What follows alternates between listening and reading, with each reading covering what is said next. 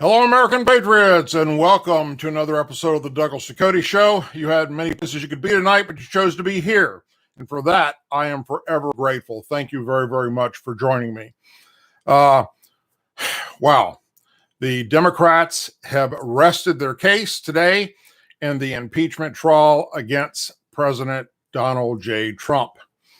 Tomorrow, the Republican side, Trump's attorneys, will have their opportunity to express, well, let's say the Constitution again, and talk about, which will happen and it needs to happen, the double standards, which are all of the Democrats that have spoken out and said horrible, nasty things that incite others to do violence against Republicans and conservatives.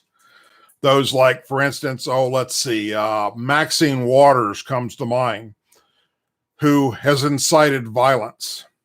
And because of her rhetoric, many people have been injured, hurt, and in some cases, even killed. So expect to see that tomorrow, as well as when they kick back off again on Monday. And hopefully before the week is over with, we will have this all behind us.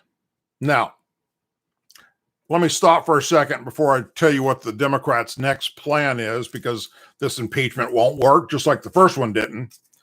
I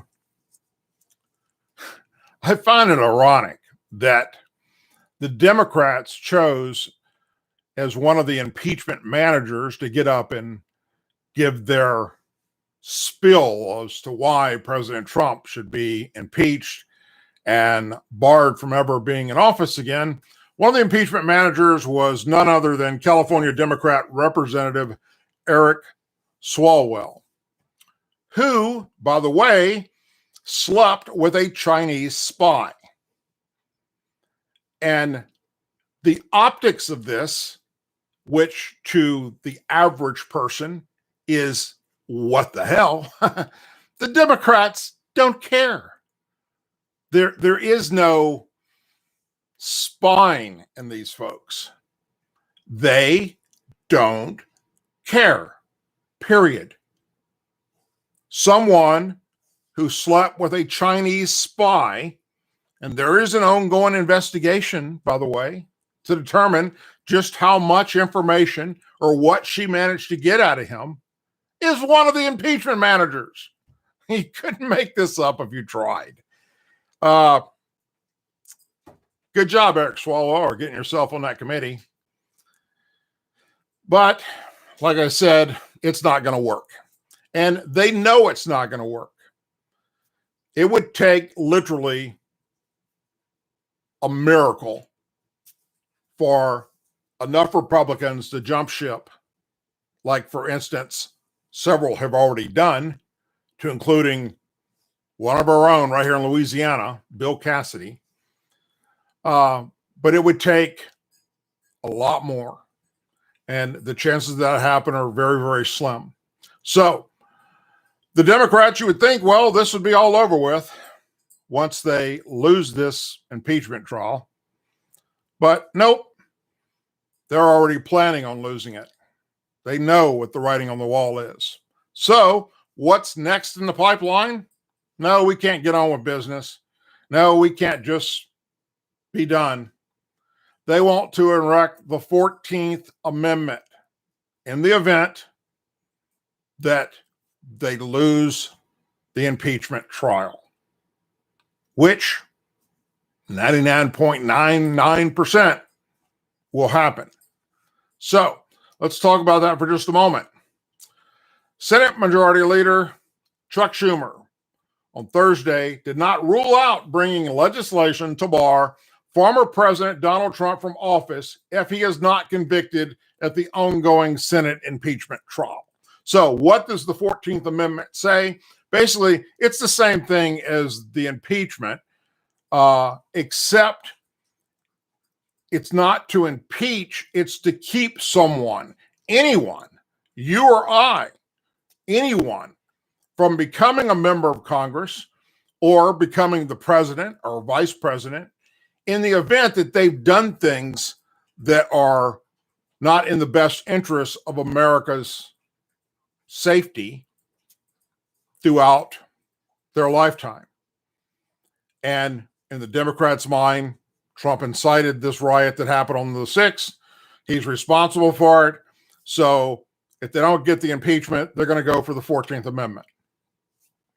Democrat senators have discussed in recent weeks if they cannot secure the 67 votes needed to convict Trump and bar him from holding office with a simple minority vote, that they might invoke the 14th Amendment of the Constitution to do the same.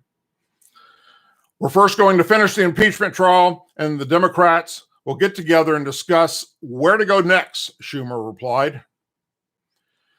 He's also praised the case made by House impeachment managers Wednesday, and that he is hopeful it will change minds. It's hard to look at and not see the gravity of what happened. Senator Tim Kaine, Democrat Virginia, has been on the forefront of the 14th Amendment push among the Democrats, and Senator Chris Coons, Democrat Delaware, late last month called it intriguing. What Senator Kaine is talking about is a censure resolution that would also specifically include the elements of the 14th Amendment and lead to disqualification from future office. This intrigued me, said Coons, and something I'm willing to look at the bottom line here as we deliver accountability for the events that happened on January 6th. Someone must be held accountable. The 14th Amendment to the Constitution says that Congress can bar people who engaged in insurrection or rebellion against the U.S. from ever holding office. It was originally meant to prevent former Confederate soldiers from serving in the government after the Civil War. No person shall be a senator or representative in Congress or elected a president and or vice president or hold any office, civil or military, under the United States or under any state who, having previously taken an oath as a member of Congress or as an officer of the United States or as a member of any legislative state or as an executive officer of any state, to support the Constitution of the United States, shall have engaged in insurrection or rebellion against the same, or given aid or comfort to the enemies. Therefore, the amendment says. Well, it's a mouthful, isn't it? The Congress shall have the power to enforce by appropriate legislation the provisions of this article, it adds. Some interpret this meaning as the fundamentally giving Congress the ability to bar a person who engaged in insurrection that Trump is accused of in the article of impeachment from office. It would likely raise constitutional questions and slippery slope concerns, and the move would still face a high hurdle in the Senate, being subject to a 60-vote filibuster. That means that 10 Republicans would have to join the actions if all 50 Democrats remain on board for it to pass. Trump's current impeachment was spurred by the January 6th riots, as we all know, where Trump supposedly at a rally told all of his supporters to go beat down the Capitol walls and shoot and kill anybody you can, go hunt down members of Congress, burn them at the stake, burn down the Capitol, all this crazy, wild shit that was never said by President Trump. Hell, we've got the tweets. They've showed them. We've got the rally he had earlier during the day on the 6th, and exactly what came out of his mouth. And at no time has he ever said he is for an overthrow of Congress or for them to go burst through the doors of the Capitol and kill police officers. Now, one thing that There are some people saying that have been arrested that were in the Capitol that were part of this, because this is the only way to save their ass, is that they believed in their minds they were taking orders from Trump. And that's what he wanted them to do as the president. Therefore, you can't hold them accountable for their actions. Well, that's far reaching. I don't blame their attorneys for going there. What are you going to do? They screwed up. What the Democrats refuse to talk about, and at no point in this trial have shown or discussed, were the tweets that day where Trump did say no violence, where he did say, we are the party of law and order.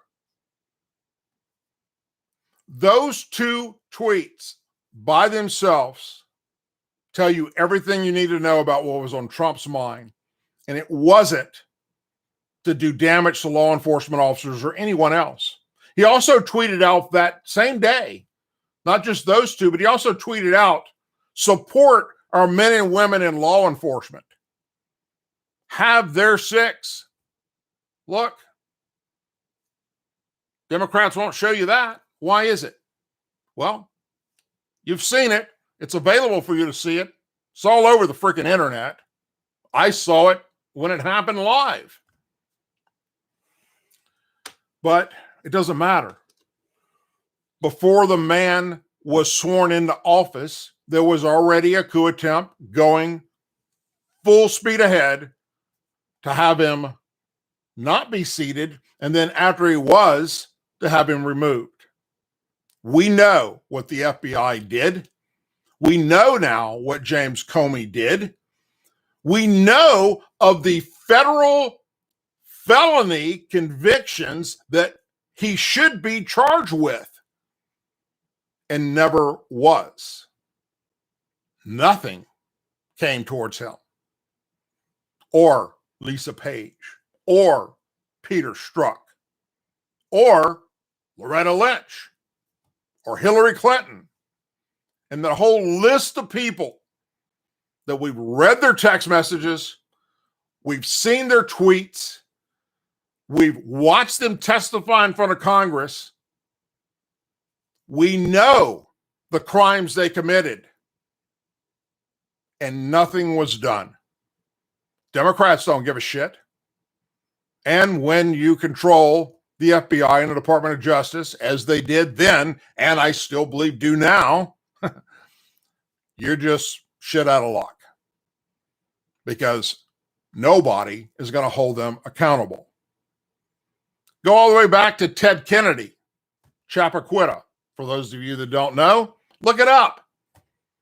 He left a woman to drown and die in a lake in his car that he swam out of, and never called for help. And they kept electing this son of a bitch. That's the party we're talking about. So, you know, it is what it is. There's, you can shake your head at it. You can say they've lost their freaking minds, which we know, you know, how they're going to history. Let's just put it like this.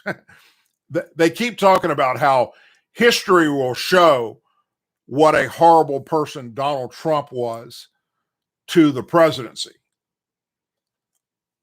I'm here to tell you, history is going to show how devastating the Democrat Party became to the United States of America after it was infiltrated by the far left liberals.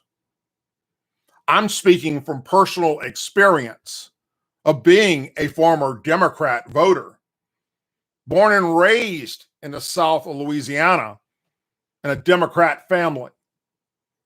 And it wasn't until I was an adult serving in the United States military that I realized just how dangerous the Democrats were becoming for our country.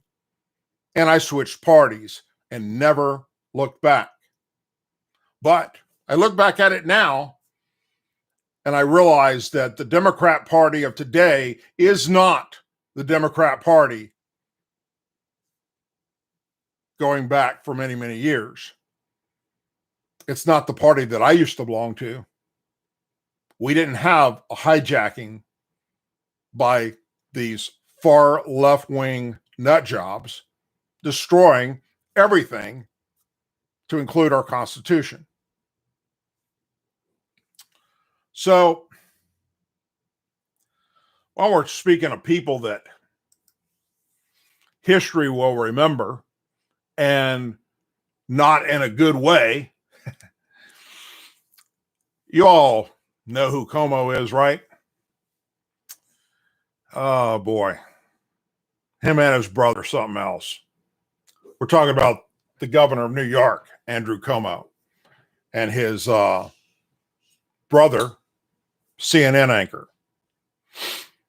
A top aide to New York Governor Andrew Cuomo told leading state Democrat lawmakers that the administration had withheld data on COVID-19 deaths at nursing homes to avoid federal scrutiny.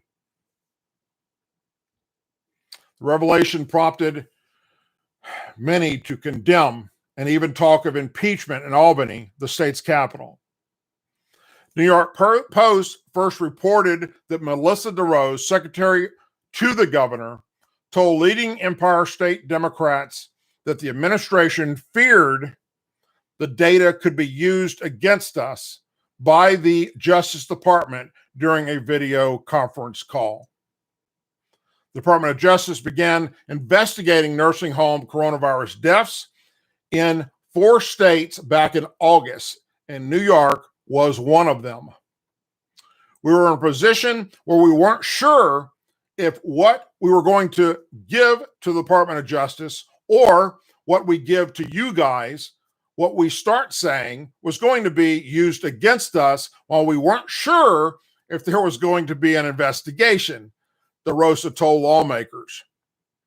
Rich Azzopardi, Azzopardi, a senior Cuomo advisor, placed some of the blame on the Trump administration. We explained that the Trump administration was in the midst of a political motivated effort to blame Democrat states for COVID deaths, he said Thursday, and that we are cooperating with federal prosecutors and producing documents. And that was our priority. And now that it's over, we can address the state legislator. That said, we're working to complete an audit of information that everyone is asking for. News of the call sparked outrage among state Republicans and other critics of Cuomo's conduct, already incensed over his March 25th directive that ordered thousands of virus-infected seniors back into assisted living facilities, nursing homes, and other long care locations. The second most powerful person in state government and top aide to Governor Cuomo admitted on video to willfully violating state laws that clearly amounts to federal obstruction of justice. Andrew Cuomo has abused his power and destroyed the trust placed in the office of the governor. Prosecution and impeachment discussions must begin right away. Think about this. Here's a guy that the Nobel Peace Committee is looking at giving him a Nobel Peace Prize for his response to COVID-19 in New York, when they knew what they did killed thousands of elderly people. They knowingly knew they had COVID-19 and put them back in those hospitals and back in those nursing homes, and many people died from those actions. Freedom of Information data released Wednesday revealed that the nursing home death toll was far higher than previously reported, and those numbers emerged just 2 weeks after the state's attorney generals found that numbers released before the end of January were also underreported. It seems every decision coming out of the governor's office is about Team Como protecting his own image and his own interest. More than 15,000 seniors died in adult care facilities, but the governor was clearly more worried about the Department of Justice investigation and political finger pointing. In response to a separate Freedom of Information Act request this week, state officials told the Associated Press that more than 9,000 virus patients that were positive had been sent into nursing homes in the state before Como reversed the directive on May 10th. The administration intentionally withheld information from the public, from the press, from lawmakers, and from the thousands of families who lost loved ones. This is why closed-door conversations won't cut it. If this does not make it painfully obvious that we need to issue subpoenas and hold public hearings, I don't know what will. Even Democrat lawmakers on the call pushed back against the administration's excuses. In a pandemic, when you want the public to trust the public health officials, and there is this clear feeling that they're not,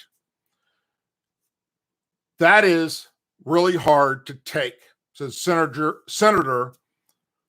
Rachel May said during the conference call. So here's a guy who has told you what a great person he is for the response he had to COVID-19, his administration touting all the wonderful things he did for New York. The people of New York City, especially, and the people of New York, know how dangerous this guy was as far as his actions during this entire last several years. But now the administration admits that they lied to cover his ass because they were concerned about the Department of Justice investigation if they were to tell the truth. Knowingly, think about that, knowingly sent infected patients back into the nursing homes. That's pretty damn bad.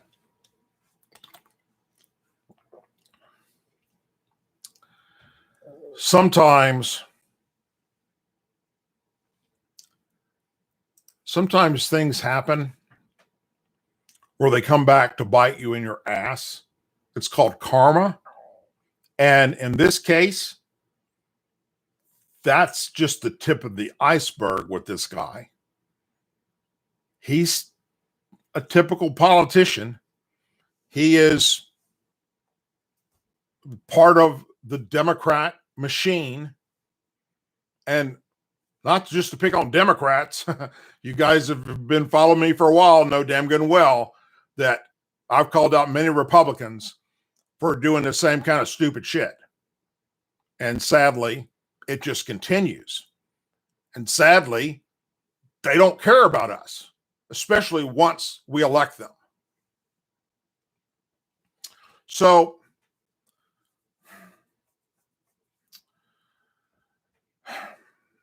the anti-Trump Lincoln Project ignored John Weaver misconduct crisis. What am I talking about? Last June, the Lincoln Project was on a high. Led by several prominent former Republican consultants, it slickly produced ads attacking then President Donald Trump, made it perhaps the best known of the so-called Never Trump organizations. The group tried to claim a higher moral ground in an effort to purge Trump from the GOP. Money flowed in by tens of millions of dollars from donors eager to help. But within the organization, a grave threat was emerging. In June 2020, members of the organization's leadership were informed in writing and in phone calls of at least 10 allegations of harassment against the co-founder, John Weaver, including 2 involving Lincoln Project employees. And this is according to multiple people that were directly involved with the situation. It's also being reported right now via Fox News, not CNN, not MSNBC. The email and phone calls raised questions about the Lincoln Project statements last month, that it was shocked when accusations surfaced publicly this year. It's also the first known suggestion that Weaver targeted the Lincoln Project staffer. Despite the early warning, the group took no action against Weaver and pressed forward with its high-profile work. From the collection of GOP consultants and former officials being anti-Trump was becoming very good for business. Of the $90 million Lincoln Project has raised, more than $50 million has gone to firms controlled by the group's leaders. There is no evidence that the Lincoln Project buried the allegations against Weaver for business reasons. But taken together, the harassment allegations and new revelations about spending practices raise significant questions about the management of one of the highest profile anti-Trump organizations that existed. The revelations threaten the statue of not just the Lincoln Project, but the broader coalition of established-oriented Republican groups hoping to pool their resources to exit Trump from the party. Lincoln Project co-founder Stephen Smith insisted that he had the rest of the group's leadership were not aware of any internal allegations or wrongdoing involving Weaver. No Lincoln Project employee, intern, or contractor ever made an allegation of inappropriate communication about John Weaver that would have triggered an investigation by Human Resources or by an outside employment counsel, Smith said. In other words, no human being ever made an allegation about any inappropriate sexualized communications of John Weaver ever. Weaver declined to comment on the story, but in a statement released late last month, he generally acknowledged misconduct and apologized. Well, you don't acknowledge misconduct and apologize unless you've done something wrong. To the men I made uncomfortable through my messages that I viewed as consensual mutual conversations at the time, I am truly sorry, he wrote. They were inappropriate, and it was because of my failings that this discomfort was brought upon you. The Lincoln Project launched in November 2019 as a super PAC that allowed its leaders to raise and spend unlimited sums of money. Its founders represented a who's who of prominent Republican strategists on cable television, including Smith and Reed Collin, both former advisors to John McCain, conservative attorney George Conway, former New Hampshire GOP chair Jennifer Horn, Florida-based veteran political ad marker Rick Wilson, and Weaver, who has long advised former Ohio Governor John Kasich. Backed by its founders commending social media presence, the organization quickly attracted a mass following of Trump critics in both parties that exceeded even its founders' expectations. Since its creation, the Lincoln Project has raised $90 million, but only about a third of the money, roughly $27 million, directly paid for advertisements that aired on broadcast and cable or appeared online. During the 2020 campaign, according to the analysts of a campaign finance disclosure and data from the ad tracking firm Kantar excuse me, CMAG. That leaves tens of millions of dollars that went towards expenses like production costs, overhead, and consulting fees collected by members of the group. It raises concerns about the rest of the money and where it ultimately went.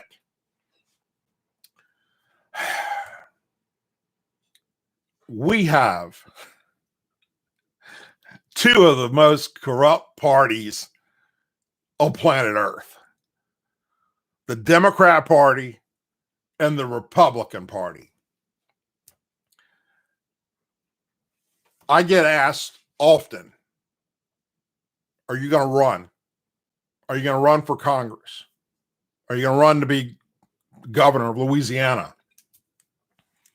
I've even got people that are willing to put together PACs and willing to support me financially in doing such. Hold on. I'm not sure why I'm coughing. Can't be COVID because I've already had it and recovered from it.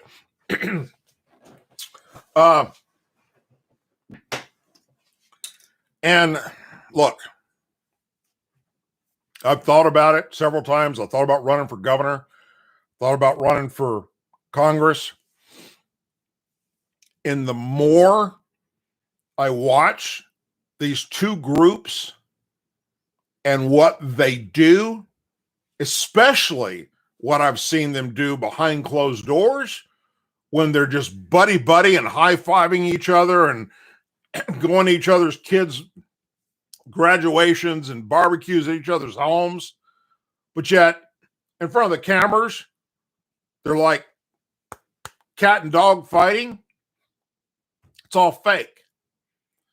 We saw the same type thing up in Politicon when we went up to Nashville, where Democrats and Republicans that were speaking there, that you've seen on Fox News and CNN and MSNBC, going at each other, but backstage were just like buddies. I mean, they loved one another. And hey, that's fine, don't get me wrong. And actually, I think in a perfect world, that would probably be a good thing. But it's all a force. It's all a lie.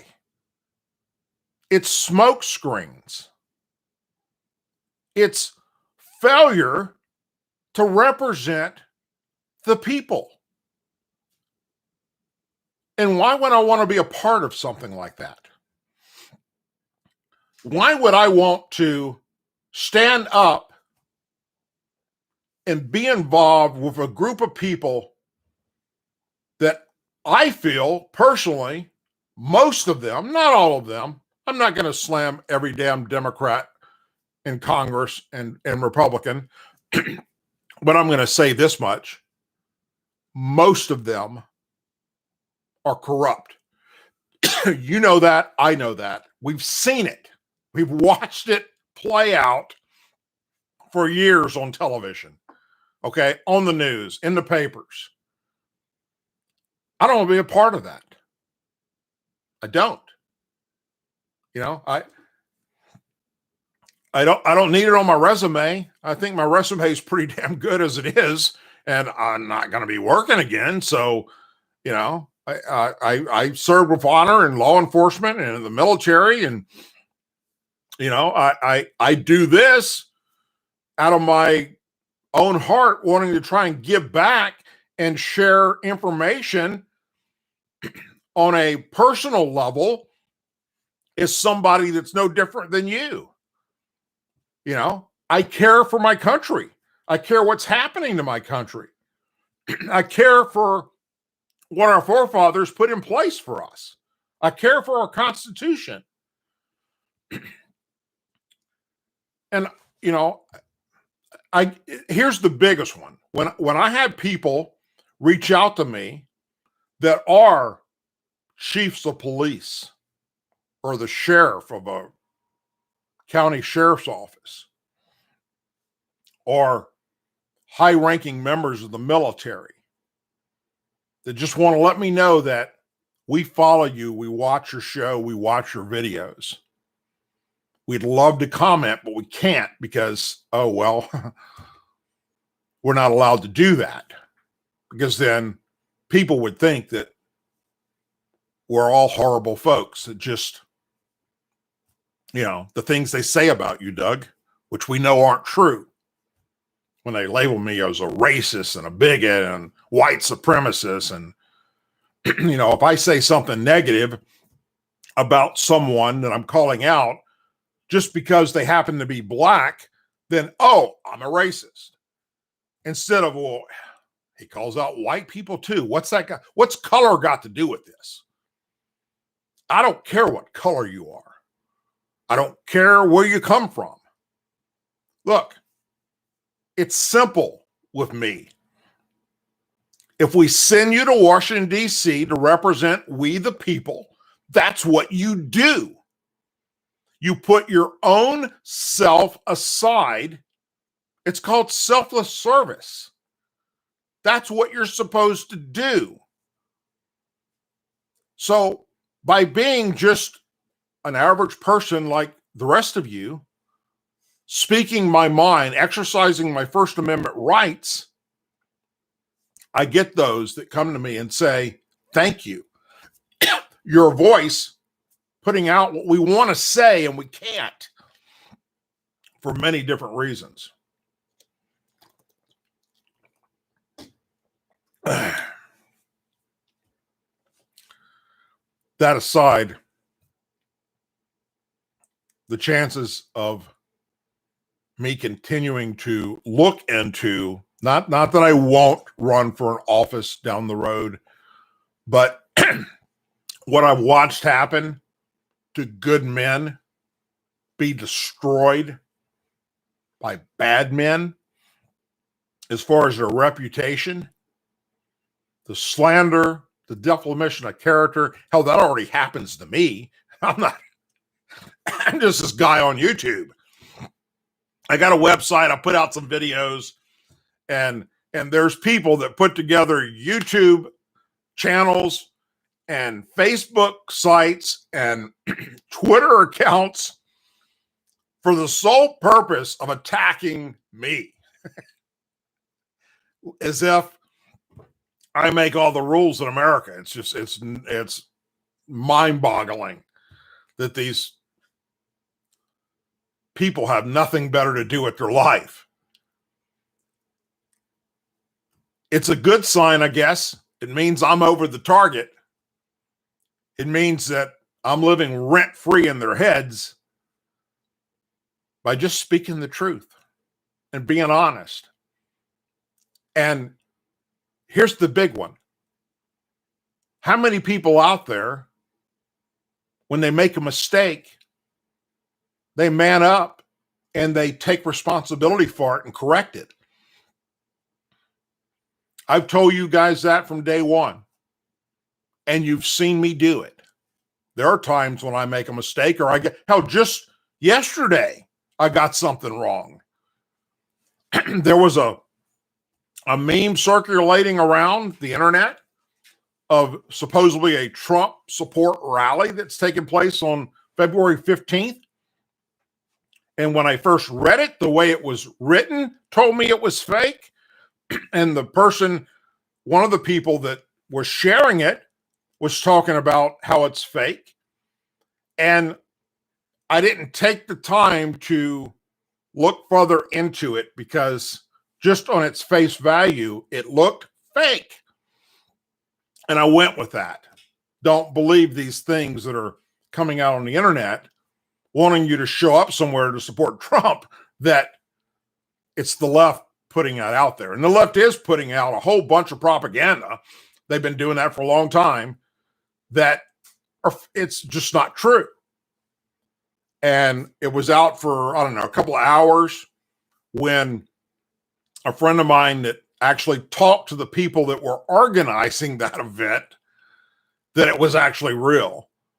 And, so I went back and told everybody in the community section, I got it wrong.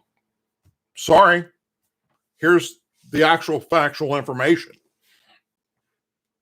And I've done that in videos as well.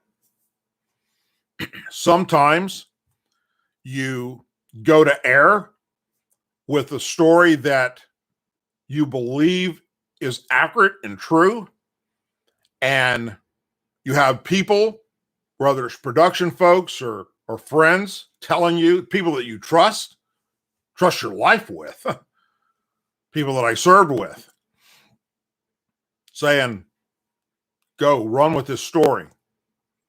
And you don't take that extra step to look into it, and it turns out that you're wrong. And from time to time, that happens. How many other people come back and correct their mistakes? My whole point is to bring you the truth, to share with you what the facts are out there. It's difficult to do these days. It was difficult when I started this. And now, in the last 4 years, after we've seen what CNN really is and what MSNBC really is, and now what Fox News really is, it's a science, damn near, trying to vet what's fake news and what's not. So I'm sure I'll make more mistakes in the future, but I try my best to get it out there without making any mistakes and by being 100% accurate. And I'm only human, but I got a great track record right now of getting out the truth and factual information, so much so that, as I just said, it attracts people to go and attack me and others like me because they don't want the truth out there. And so be it. Bring it. Some of it's freaking comical beyond belief. Anyhow, the original plan was next week on Tuesday to start doing the show, just the show, not my normal videos, but to do the show on the new YouTube channel titled The Douglas Ducote Show. Go over to it and subscribe if you haven't already done so. But that being said, now we have a serious weather issue moving into the South down here, as it's weather's affecting everybody else across the country. But I'm in Louisiana, and starting Saturday, going into all of next week, our lows are going to be like down in the 20s and sometimes into the teens, and that's not normal here. Okay. In fact, it's very abnormal to be in this situation. And they're calling for ice storms for 2 days in a row. I think that's Sunday night, Monday, Tuesday, and Wednesday. And we're not prepared for that in the South, which means that we're probably going to lose power, be operating off of generators. We'll lose the internet.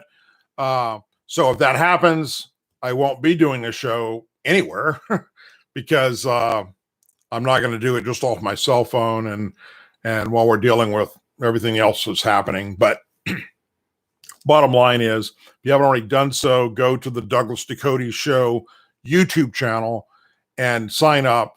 Look, if you put it in your search engine on YouTube and just put in the Douglas Ducote Show, it's probably not going to pop up. I don't know why YouTube is doing that. Well, because Google owns it and they want to silence my voice is the main reason. But if you hit, after you put that in there, if you hit the filter section and you click on channel and then you go and submit it, it'll bring the channel up. Or you can go into my community section here and you'll find it, and there's a direct link to it.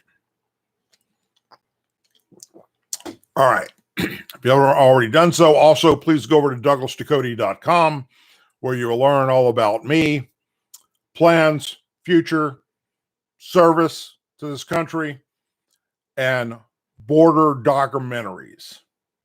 And with everything else that's happening right now, One thing that's not being focused on the way it should be is the horrible situation we're faced with on our border, and what our brothers and sisters that are working in law enforcement down there with the Border Patrol, sheriff's offices along the border, city police along the border, state police in the states that are on the border, what they're up against right now is its own war, literally.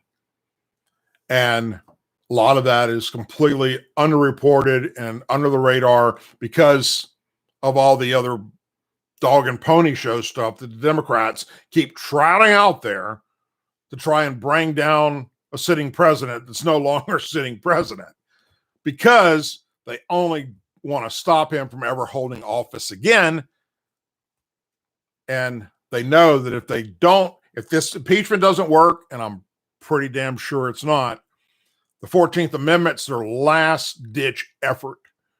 And I don't see that working either, because I don't see them getting the votes to do it. And then what do you think happens next?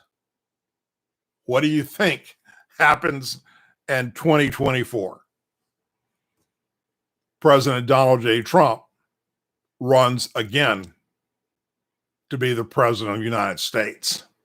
And that is their worst nightmare. If that happens this go around, hopefully he will realize from this 4 years that he just went through where to nix the problems ahead of time, how to clean house and get rid of all the holdovers, how to put people in positions of authority at the DOJ and the FBI that literally believe in the Constitution and literally believe in the rule of law and literally will not allow political powers that be interfere, and will actually make the laws, enforce the laws for Democrats and Republicans the same. Lady Justice wears a blindfold for a reason, and we've lost track of that. And it ain't just the last 4 years. You can go back 8 years under Obama, how horrible that was for our men and women in law enforcement. I mean, Obama had no issue at all coming out immediately in front of the camera, slamming the cops for something that just happened, and the investigation hasn't even started yet. And then it was egg on his face, because every time he spoke out in those cases, for those of you that follow it or follow my channel and watch the videos I put out about it, you know that the cops in those situations were innocent, but he tried to ruin them. Just like what's happening right now, as they try to defund law enforcement across this country, stop ICE from deporting illegal immigrants, even those that commit crimes. It is a sad time. Will it get worse before it gets better? Yeah, I think it's going to get really shitty. I think that there's some things coming down the pipeline from this administration that's going to just blow your socks off. And you're going to go, where the hell am I? Is this Venezuela? Because that's how their ideology is. That's how they think.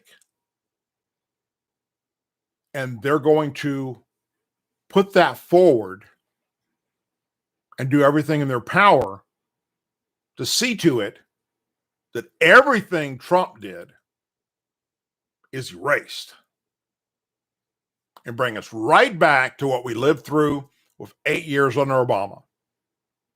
And let me tell you something. I'm on record telling you that your biggest threat isn't Joe Biden. Your biggest threat is Kamala Harris. In the event that Biden gets told you're not capable of being here anymore because you're senile or because of serious mental issues. We've all went through that, and we've seen how he talks and the things he's said that just don't make sense, and they're all run together, and it's just it's sad. But Harris is another issue altogether that's very, very scary. And that's my biggest concern. I can tell you this, as much as I disliked Obama, I'd rather have Obama back than Kamala Harris for one day as president of the United States. Because if that happens, at least Obama knew where to cut off the radical stupidity. This woman doesn't have that ability. She's on record with her radicalness and siding with those that feel like she does. And that's not something we need here in America. Anyhow, you had many places to be tonight. You chose to be here, and I'm very, very thankful that you did. Please say a prayer for our men and women serving in the United States military, our veterans, our law enforcement officers, our first responders, their families, our angel families, our blue and gold star families. And if you don't know what angel families are, or you don't know what blue and gold star families are, please look it up. Every American needs to know. And may God bless the United States of America more today than ever before in our history. We need God to lead us going forward. Thank you. Hope you all have a wonderful and blessed evening, and I'll be seeing you real soon.